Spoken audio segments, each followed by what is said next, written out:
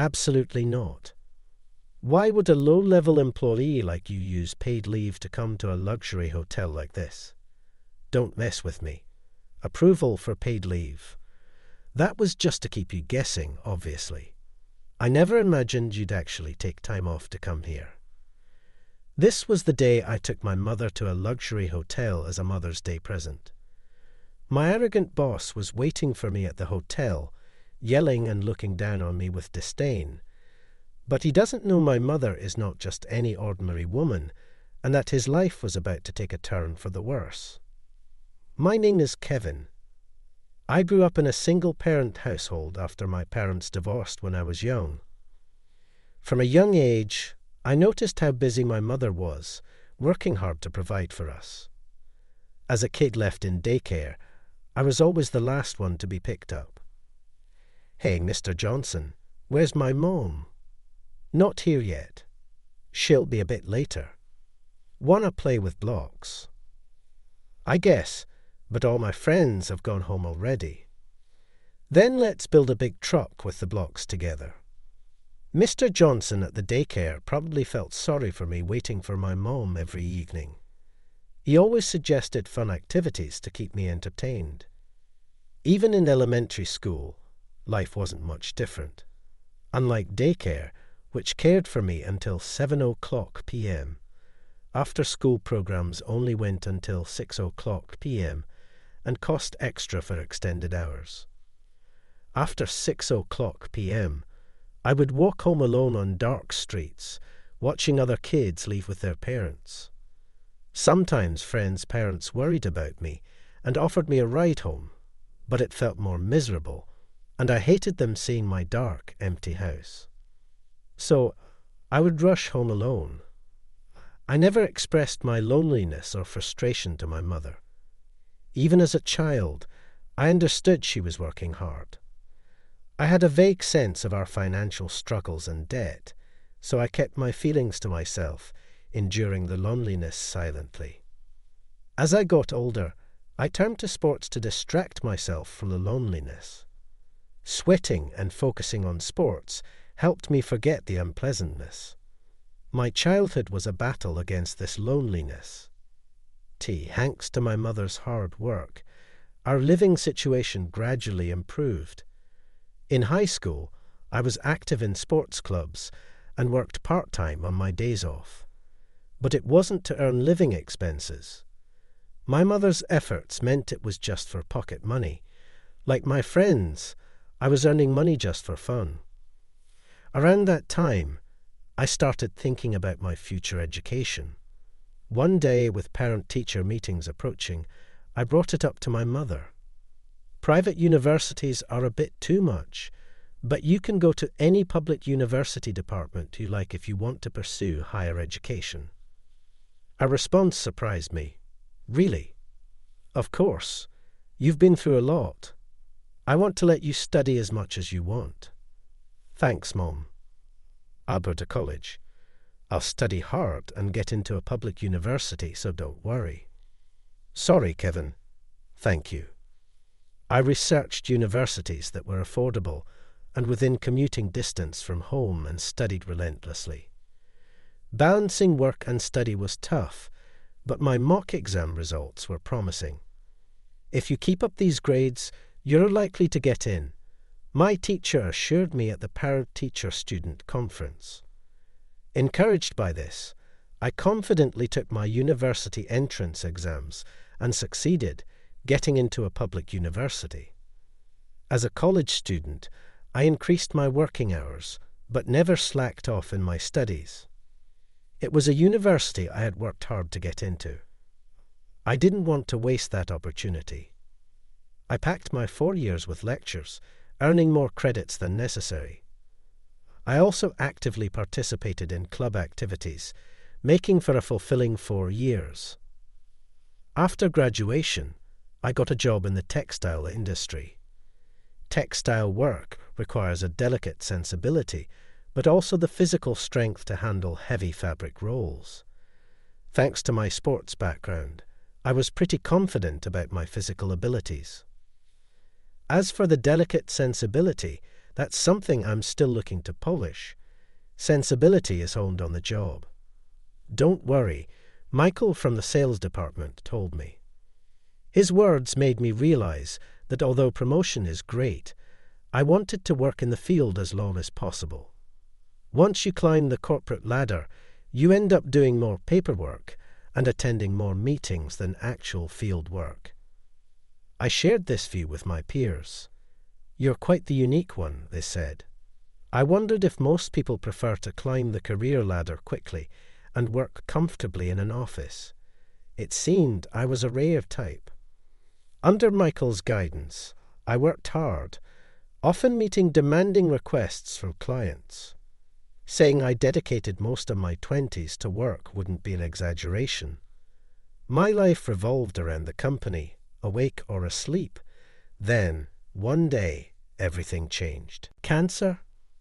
I hesitated to tell you, but being honest is better than causing unnecessary speculation. This is terrible, but it's early, so it's not an immediate threat. Michael had gathered us before work to disclose his cancer diagnosis.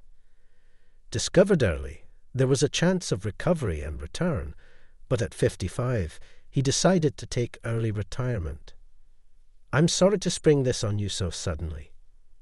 I'll ensure a smooth transition and won't burden you further, he said. But are you really okay? Will you recover? There's no guarantee in medicine, but the chances are good with early detection. I won't be gone just yet. Make sure to visit me sometimes. Michael was overwhelmed. I couldn't help but cry, and Michael gently patted my back. Due to his illness, he quickly transitioned his responsibilities and left the workplace a few days later. His successor as department head was David. Hey, starting today, I'm the head of this department. I expect respect, everyone's cooperation with me in charge. Lax work won't be tolerated. Be prepared to work hard. His greeting conveyed a sense of unease, causing frowns among us. But David seemed oblivious. He was someone none of us expected to get promoted to a management position. To put it bluntly, he wasn't exactly known for his competence. But with Michael's sudden retirement, David, by virtue of seniority, unexpectedly landed the role.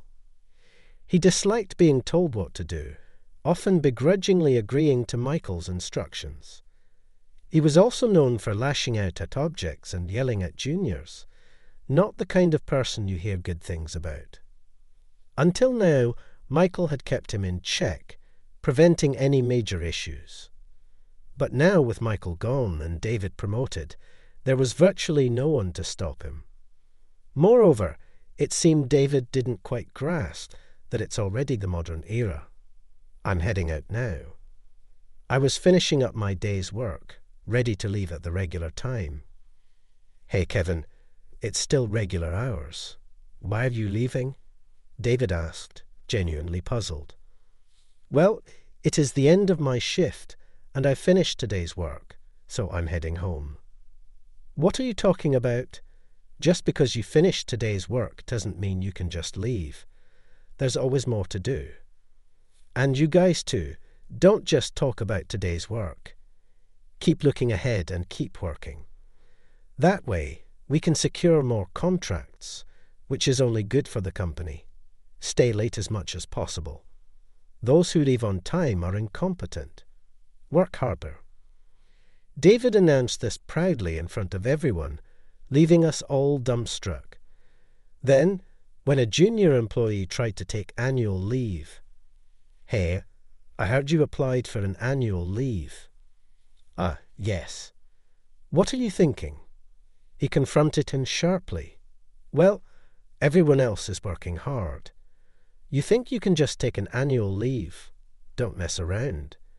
If you have time to spare, work." "No, that day is for a family memorial service." "I've taken annual leaves before, and it was never an issue, so what?" "I'm the boss now. Forget everything that happened before. From now on, taking annual leave is not allowed." His excessively tyrannical behavior left everyone in the department bewildered. There was even this incident. Who arrives at the last minute like that? As a punishment, come an hour early tomorrow and clean the office. He dished out such senseless penalties. In another instance, we've met this month's target, but it's still not enough.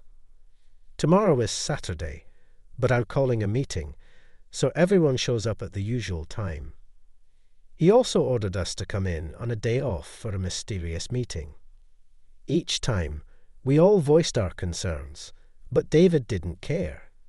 It seemed he had been frustrated for a long time, unable to secure a higher position, and now, as a manager, he was taking out his frustrations on us. "Hey, Kevin, how's it going?" he said one day. "Good evening." "Well, as usual." "That's good, but at your age, still being just a regular employee, isn't that a bit incompetent? Bottom of the barrel at your age. It's pretty clear what your future holds, right? It's only a matter of time before the newbies surpass you. Well, anyway, try not to let the newbies overtake you. And of course, I'm counting on you for overtime tonight." David patted my shoulder and walked away, leaving me with nothing but a sigh. A few months passed since David took over.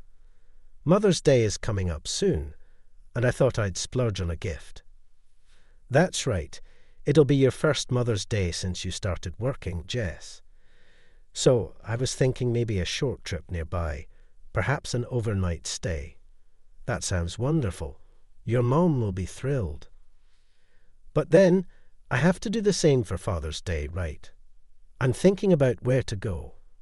They both love hot springs, so maybe somewhere with hot springs." Hearing two female colleagues discuss this, I glanced at the calendar. Right, Mother's Day is coming up. Every year, I take my mom out for dinner, but maybe this year, I'll splurge on a luxury hotel for an overnight trip. That's what I was thinking. And as they say, strike while the iron is hot. Figuring that reservations for Mother's Day would fill up quickly, I quickly searched on my cell phone while having lunch. I made the reservation early. Then I returned to the office and immediately applied for a day off. Until the day of the trip, things were relatively calm. I was sure I'd be reprimanded for taking a day off. I was even prepared to be scolded in front of everyone. But surprisingly, nothing was said. In fact, my application was approved the next day, which left me astonished. "Kevin, you seem to be in good spirits lately. Something good will happen." "I don't think so, just the usual." "Well, that's good. Keep up the good work, as always." David was in too good of a mood, almost frighteningly so. "Well, as long as things continue peacefully, that's all that matters." But I couldn't shake the feeling of calm before a storm. Then came the day of the trip. In the morning, my mom and I enjoyed sightseeing around the hotel. "Well, can we really stay in a place like this?" "Yeah, I'll go check in now. Just wait here, thank you." While my mom excitedly explored the luxurious hotel, I went to the front desk to check in. But I stopped in my tracks when I saw someone who shouldn't be there.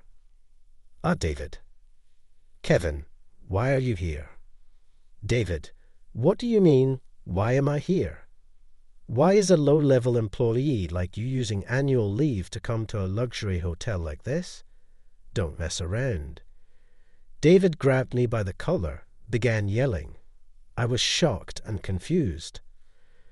"But you approved my annual leave request, didn't you?" I complained about that. Indeed, David had approved my annual leave for today. Why am I being yelled at now? And in a place like this? That was just to lead you on. I never thought you'd actually take the day off and come here. Lead me on? I don't understand what you mean. Are you kidding me? Ha! I'd like to see the face of a parent who raised such an incompetent person, who can't even understand their own position. What, the face of your parent?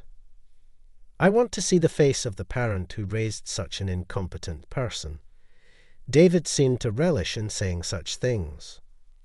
First of all, you don't even do unpaid overtime, and you seem to have no ambition for promotion, staying a regular employee forever. What's wrong with you? Don't you want to get promoted? If you work overtime every day, show some determination and grit. Otherwise, the higher-ups won't value you. Well, you might not understand what I'm saying, being incompetent and all. Sorry for speaking about complex things. He kept ranting whatever he wanted. Feeling the painful stares of those around me, I knew I had to do something about this situation. Hearing the commotion, my mother walked over, realizing something. I turned back to face David. David, what are you saying? Here is my mother. Saying that, I stepped aside to let my mother forward, causing David to freeze in shock. What? Why are you here? Well, hello. I suppose this is our first meeting outside the office, isn't it? Why? What does this mean? Oh, you know who I am. I assumed I was quite unknown within the company, as we rarely meet. No way, not knowing our chairman's face. That's impossible. Well, I'm flattered. Yes, my mother is chairman of our company. Apparently, David knew of her but was unaware of our family relationship. David was completely intimidated in the presence of my mother. So, David, I've heard everything. My son seems to be under your care. However, your assertions are exactly as my son described. Oh, well, that annual leave is legitimate, right of employees. You have no business to reprimand for that. And what about this unpaid overtime? Overtime for promotion? Which era are you living in? Listen, work isn't about blindly putting in hours. It's most important to do it efficiently. Without proper balance, you can't perform well as a professional.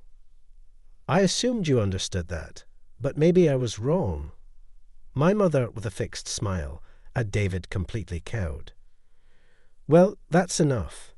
I'm not here for work, but for leisure. I don't have the time to spare on you. Chairman, do you have something more for us? Any other business? Yikes, no, nothing good. I'll inform you of your consequences later. Be prepared for that, Kevin. Let's go. Yes, I said. Seeing my mother so livid after a long time, I couldn't help but break into a cold sweat. Careful not to aggravate her further, I thought. I responded and walked past David, glancing at his face as we passed.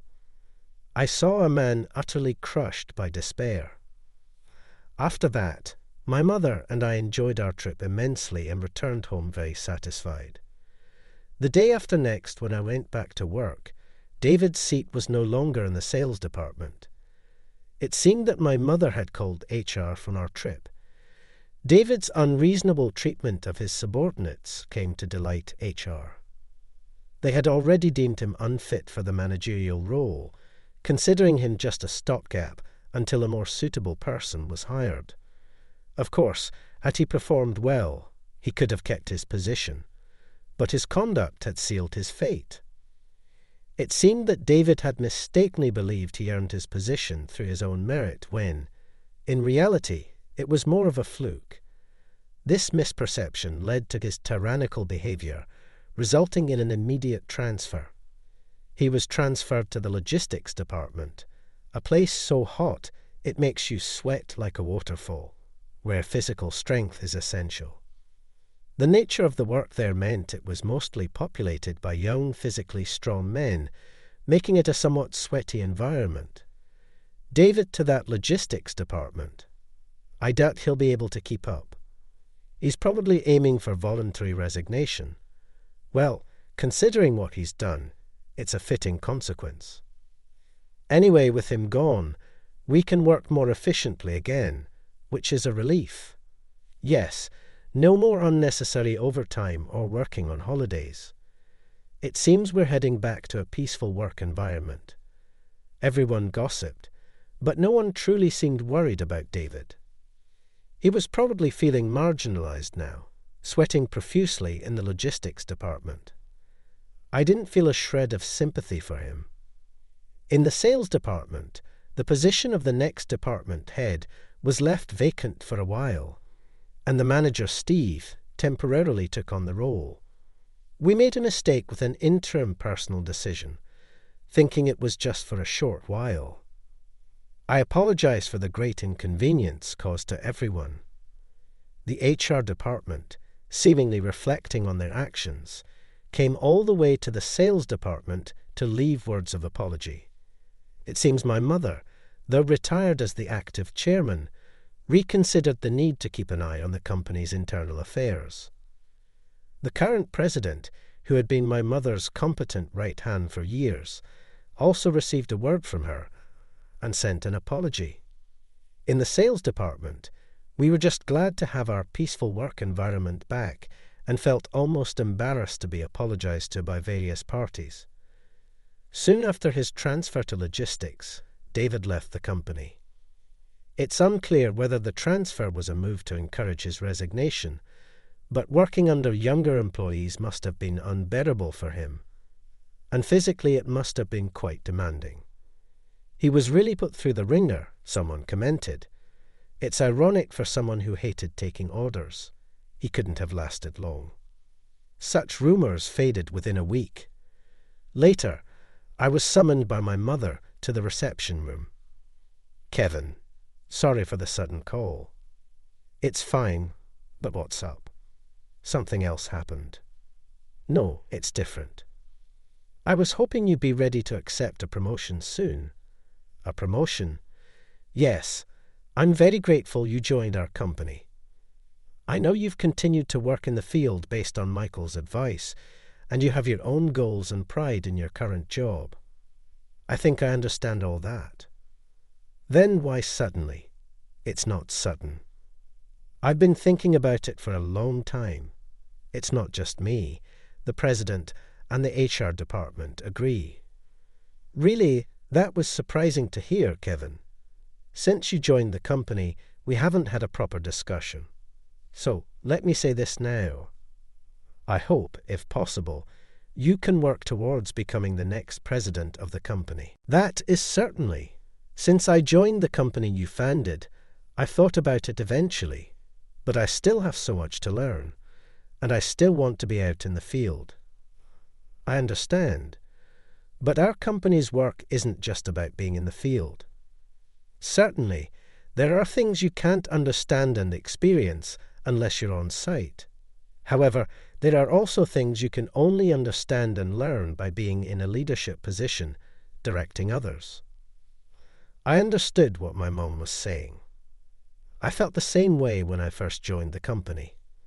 I was fully intent on eventually taking over as president. However, after working in the textile industry for 10 years, I grew increasingly anxious about whether I could handle such a big responsibility. I told my mom, "Please let me think about it." I called Michael on the weekend.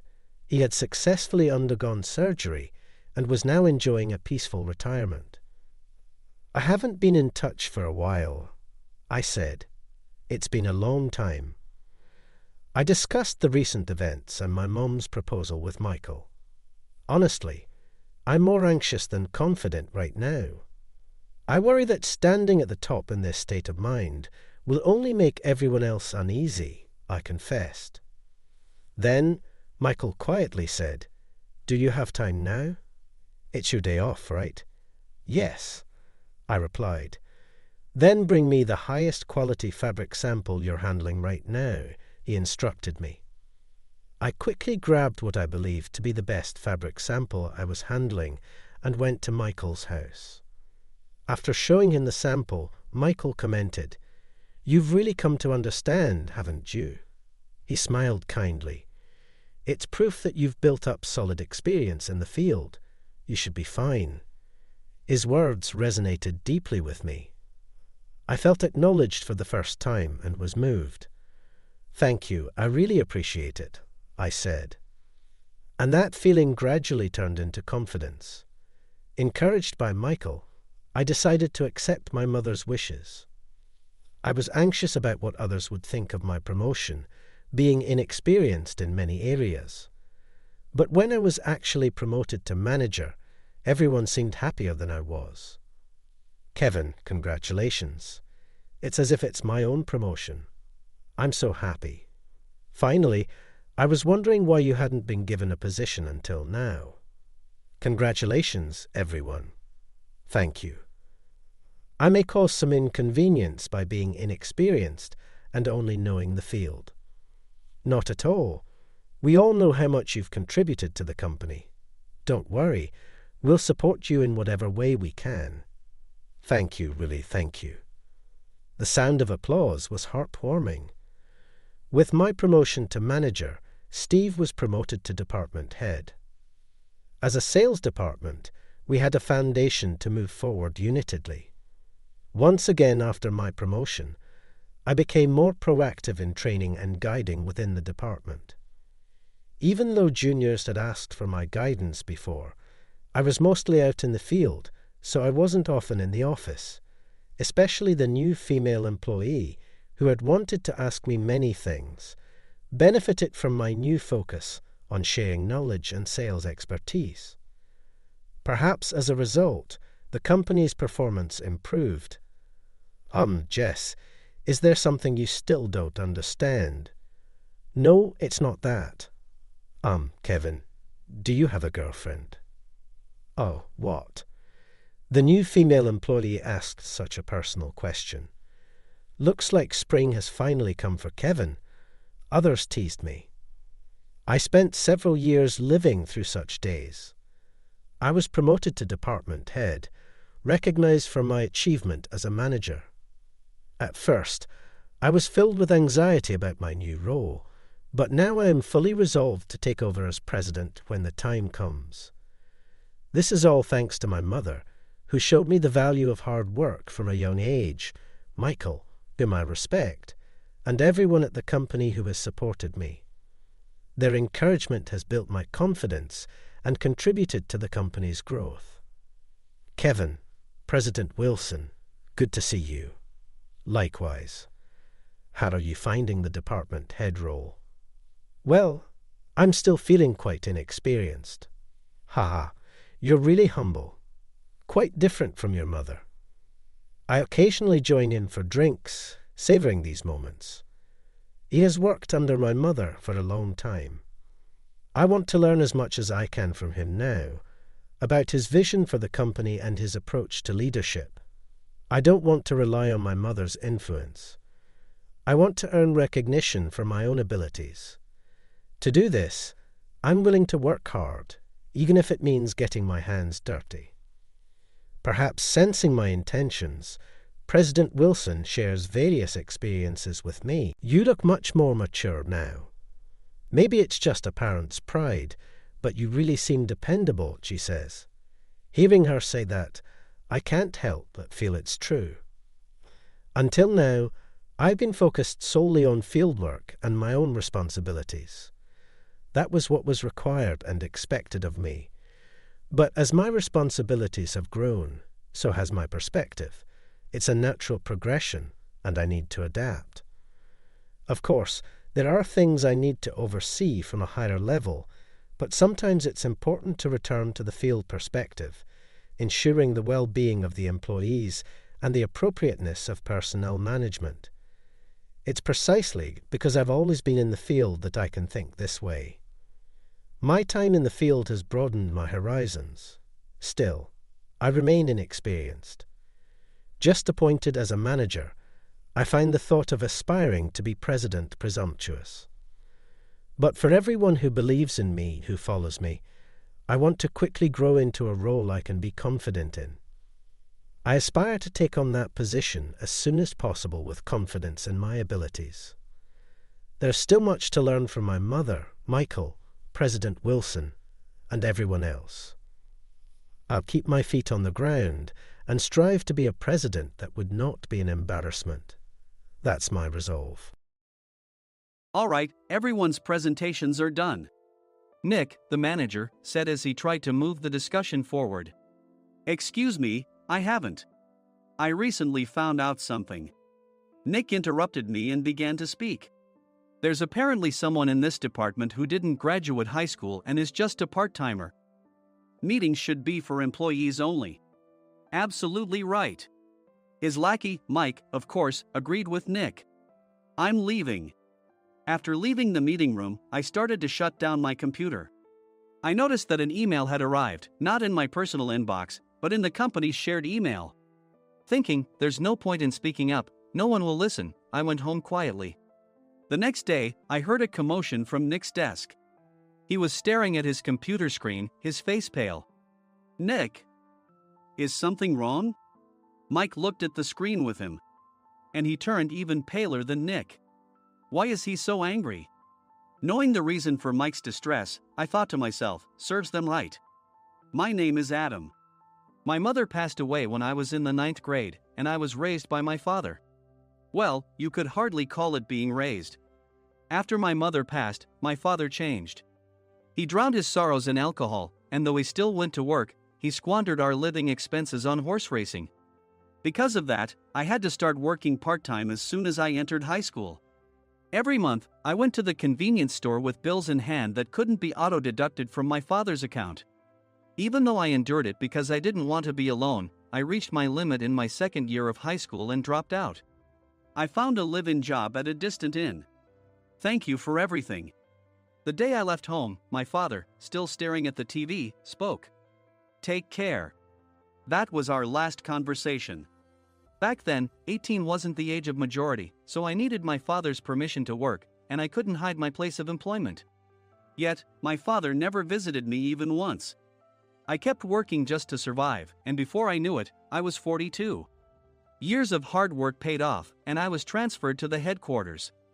I was thrilled to be recognized by the company, as I thought I'd be working in the field until retirement due to my lack of formal education. Listen up. Our work can change the future of our employees. Don't drag us down. On my first day after the transfer, Nick, dressed in an expensive suit, spoke sternly. There was a reason for this. Our inn was located in a prominent tourist destination, known so well that everyone in the state could sing its commercial jingle. At its peak, we had 5 locations within the state. But that was long ago. Due to financial difficulties and aging facilities, only the place where I had worked for many years and the original establishment remained. I was prepared to lose my job anytime, but now there was a glimmer of hope. With the rise of social media, the tourist area where the inn was located started gaining attention again.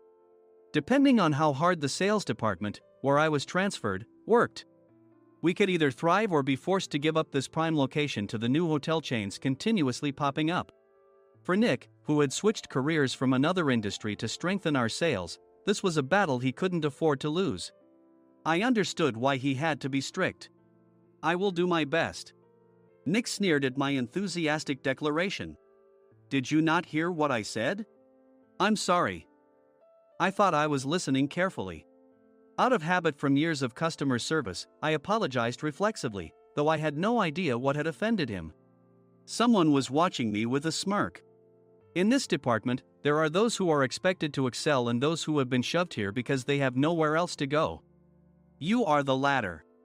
It was Mike, the section chief. He's 7 years younger, at 35. But he was called to headquarters much earlier than I was and had been moving around within the headquarters ever since. I'm not jealous, but I can't accept that he's my boss. Graduating from a prestigious university, he has an unusually high pride and caused many problems as a newbie, making things very difficult for me when I was the front desk leader. When I found out Mike was transferred to the sales department a month before me, I was disheartened. Mike is right. With just a middle school diploma, there's not much you can do. Don't even think about achieving results. As if I didn't exist, Nick remarked, I'm thirsty. Mike eagerly ran to the coffee maker. It seems Mike is Nick's lackey. I regretted being happy about my transfer to headquarters, wishing I had stayed on site forever. Send a direct mail to every company on this list by the end of the day. Nick only assigned me tasks that even a new graduate could handle. What? There are over 1,000 companies. You want me to send to all of them by today? Yes, if you and your fellow misfits split the work, even those with nowhere else to go should finish by today. I glanced at the employees typing away expressionlessly. They were worn out from customer service, only thinking about leaving on time, or were women reassigned after having children. With zero motivation for work. Even Sam, a new graduate from the same university as Mike, who was supposed to be among the expected achievers, had no enthusiasm for the job. Having joined the company wanting to do customer service. I don't care what they say, I plan to quit anytime, he said. Only Nick and Mike were highly motivated, making all the decisions between the two of them. I originally only wanted to work at the inn to survive and had no particular attachment to this job.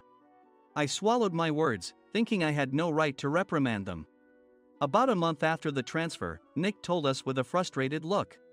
To commemorate the 50th anniversary, we've decided to create a plan exclusive for one group per day. Originally, Mike and I were supposed to come up with it, but our president, Mr. Thompson, insists on hearing everyone's opinions. So, you all get a chance. As Nick explained, Mike began handing out prints. Make sure not to embarrass Nick. If your ideas are half-baked, you'll have to redo them. It seemed that they had printed his handwritten notes by Mr. Thompson, which included several questions and a section for free responses.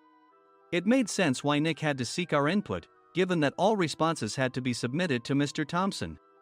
We were given a week to think about it, and a meeting was scheduled to compile our ideas. My plan is to let guests enjoy both the old and modern America. Nick began the presentations. Guests would watch a master confectioner at a nearby traditional sweet shop make sweets in front of them. The welcome drink would be premium tea in a bottle. Nick's plan was certainly attractive. After his presentation, Nick called on us to present in the order we were seated. Just as I stood up for my turn. All right, everyone's presentations are done. Excuse me, I haven't. I recently found out something. Nick interrupted me.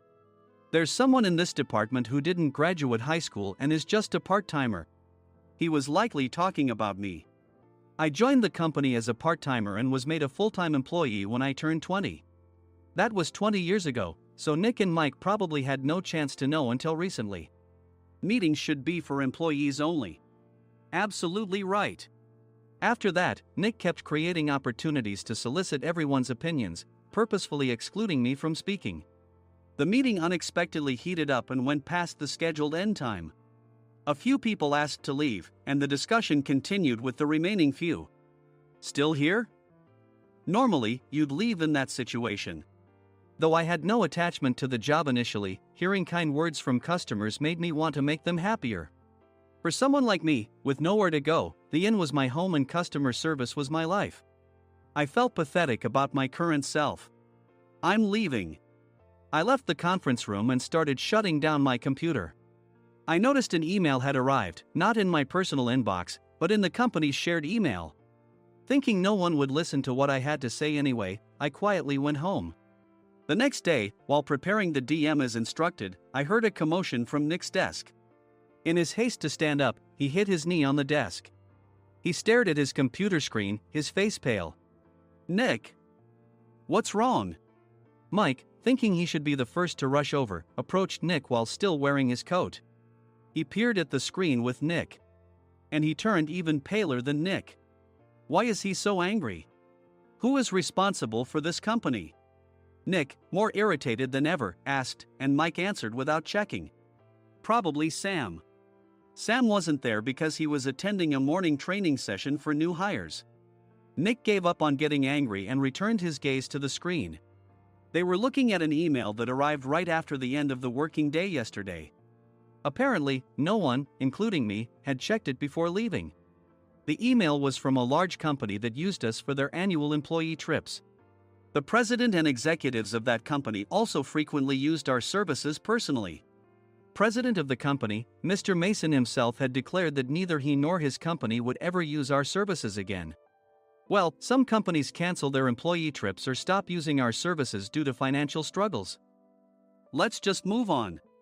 Mike kept wiping the sweat from his forehead with a handkerchief. Knowing why Mike was so agitated, I quietly watched their interaction. Do you know how much revenue we get from that company?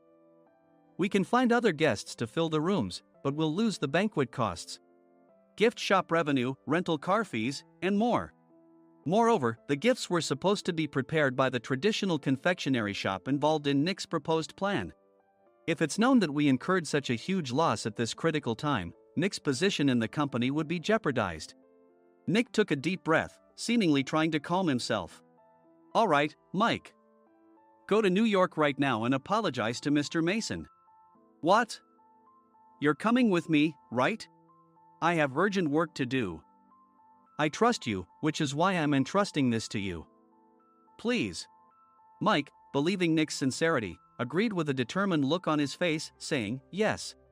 That's Nick for you. Even if Mike went to apologize, Nick would shift all the blame onto him if the client didn't change their mind. Well, it was Mike's fault to begin with, so it served him right. About 3 hours later, Sam answered a call from somewhere and repeatedly apologized, saying, I'm very sorry. Everyone watched to see what was happening. After ending the call, he informed Nick with a weary tone. When Mike arrived at the client's company, he only made things worse, further infuriating Mr. Mason. He was demanding, get his boss here immediately. It was no wonder Sam was exhausted, dealing with such a call right after returning from training. What is that idiot doing? All right, Adam, you're coming with me. If sacrificing Mike didn't work, then I must be next. Normally, I'd want to refuse at all costs, but I saw an opportunity in this situation. If I can be of assistance, I'd be happy to join you. I obediently followed Nick, and we flew to New York. When we introduced ourselves at the reception, it became clear how serious the situation was, as the receptionist personally escorted us to the president's office. Angry voices leaked through the door, making both Nick and me uneasy. Excuse me. I'm Nick, the supervisor. I understand my subordinate has caused you trouble, and I deeply apologize. Nick, with his experience in the corporate world, knew enough to offer an apology before excuses. However, his customer service skills left much to be desired. I sighed as I saw Mike trembling like a small dog in the corner of the room. What kind of training are you giving your subordinates? Mr. Mason glared at Nick with a red face. The intensity of his gaze made even Nick take a step back. Regrettably, I joined this company only 2 years ago and was unaware of Mike's issues. I should have identified his shortcomings sooner. Indeed. I should have realized sooner. No sensible person would come to apologize and then give a lengthy presentation on the drawbacks of not using their in. Nick froze, his mouth slightly open. Suspecting the worst, I picked up the documents that had fallen to the floor. It seemed Mike hastily prepared these documents on the plane, listing the disadvantages. Disadvantage 1: if you change the venue for the company trip, employees might suspect it's for cost-cutting reasons, leading to a negative impression. Reading it aloud half-jokingly, Nick snatched the papers from my hand and checked the contents with a furious expression. Among the stack of documents was a receipt from a nearby convenience store's copy machine. I felt a pang of dread, hoping he hadn't shown the receipt as well. What do you think he said when I asked what kind of nerve he had to do this? I'm very sorry. Faced with the dire situation, Nick must have thought there was nothing left to do but apologize. In a voice smaller than I'd ever heard from him, he uttered words of apology. He said, I'm a Harvard graduate. I don't believe I said anything wrong. Mike, what have you done? Forgetting his plan to pin the blame on Mike, Nick yelled loudly, even in front of Mr. Mason. I didn't do anything wrong. You're still saying that? Look at him. Mike pointed at me with a shaking hand. I was assigned to headquarters in my 20s and now I'm a section chief. This guy only made it to headquarters at 42. Everything I've done proves I was right. So why are we losing the contract? Having said his piece, Mike collapsed to the floor. Of course. You were sent there because you had nowhere else to go. Mike never expected to hear such words from someone he looked down upon. He lunged at me, and Nick hurriedly stepped in to stop him. Mr. Thompson told me Mike is a quick thinker, and to take good care of him. There's no way he was pushed aside. Don't make things worse here. He didn't say quick thinker, he said only quick-witted, didn't he? I don't remember that part. I recalled the many troubles Mike caused when he was a newbie. When Mike was on the front line, his pride was so high that he never apologized to customers. Customer service, especially in our job, doesn't work alone. It brings both good and bad situations. If the front staff or housekeepers made mistakes, or the cleaning company didn't properly clean a room, one had to apologize to the customers regardless of personal fault. Mike, in such situations, would never apologize, insisting he wasn't at fault. This often angered customers, and as the front desk leader, I frequently had to apologize on his behalf. He caused complaints and disrupted operations, which is why he was quickly moved to headquarters. In departments where he didn't interact directly with customers, his quick thinking was beneficial and things went well. But it seemed his flaws were starting to show. Corporate reservations are supposed to be entered into the system by the sales representative. But a quick check yesterday revealed that more than 10 items were missing from the client's reservation. The handover document clearly stated what needed to be prepared. Why didn't you enter it into the system? Why do we have to give them special treatment? Filling rooms near the banquet hall, setting up all the food in advance. Specifying the brand of wine, they're too demanding. No wonder he always angered customers, I thought, feeling a headache coming on. Grouping them in rooms near the banquet hall is for our benefit too. It makes it easier for the staff to set up beds and serve breakfast since everyone's schedule is synchronized. As for the other requests, Mr. Mason suggested them to lighten our load. I didn't know that. Nick finally seemed to realize that Mike was the one who had angered the client. What did you say to them? I just told them we wouldn't give them special treatment anymore. We shouldn't waste effort on things that don't bring in money. I was utterly exasperated at his lack of understanding of customer service. Of course, we shouldn't comply with unreasonable demands. But carrying over successful practices from past stays makes customers feel remembered and enhances their experience. Good memories encourage repeat visits. That's part of our job. I looked down at Mike, who was sitting on the floor. In our job, nothing is a waste. Mr. Thompson likely moved you to the sales department, hoping you'd finally understand this. How do you think he feels now that you failed to meet his expectations? Mike, tears in his eyes, fled the president's office. I was amazed he still hadn't apologized. You have it tough, Adam. It's okay, we're all employees of the same company. I deeply apologize for this disrespectful incident. Especially after all the care you've shown us. If it weren't for you, Adam, I really would have stopped staying here. When I heard you were moving to the sales department, I was willing to reconsider if you handled it. Seeing us talk so amicably, Nick's face contorted. Do you two know each other? Adam's service is excellent. I always requested him specifically. Normally, we don't accept specific staff requests, but we made an exception for Mr. Mason, adjusting my shifts accordingly. He had personally stayed at our hotel just before my transfer, and during casual conversation, I mentioned, I'm moving to the sales department soon. If I hadn't told him then, things could have been much worse. Please continue to take care of us. I look forward to it. On the return flight, Nick awkwardly offered me a can of beer. It's still working hours. Of course, I had no intention of forgiving him for a single beer. Nick might try to pin everything on Mike and avoid any consequences. While pondering this, a startling fact came to light. Nick, the tea bottles for the plan have arrived. I handed Nick a bottle labeled with our inn's name. They look good. What are you talking about? These are plastic bottles. I had assumed we would use the trendy, high-end bottling tea.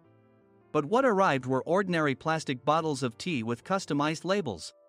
The only unique aspect was the label, which had the inn's name, making it look customized. Upon further investigation, I discovered that a substantial amount of money was set to be paid to the tea company. It was priced like bottling tea. Does this plastic bottle really cost $100 each? The tea inside is specially blended for us. The extra cost is for that. Wouldn't it be better to use another tea company?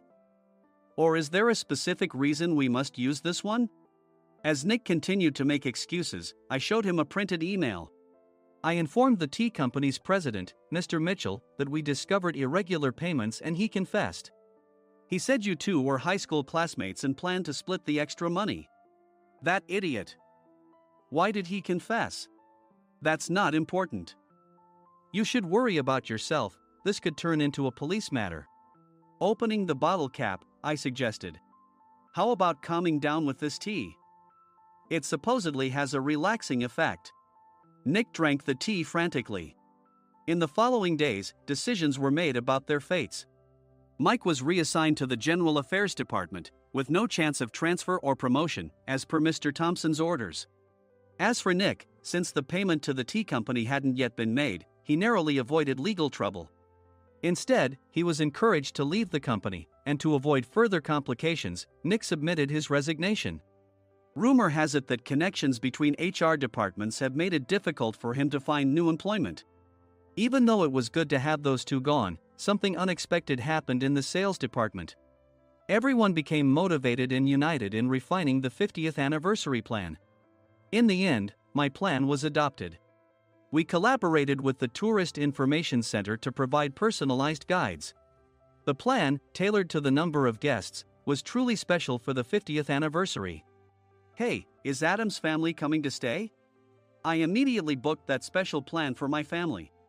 Sam noticed it on the reservation list and quickly picked up on it. Yes, I'm inviting my father. That's great. I might invite my parents too. I lacked the courage to face my father just as Adam. But here, with the confidence Mr. Mason praised, I felt ready.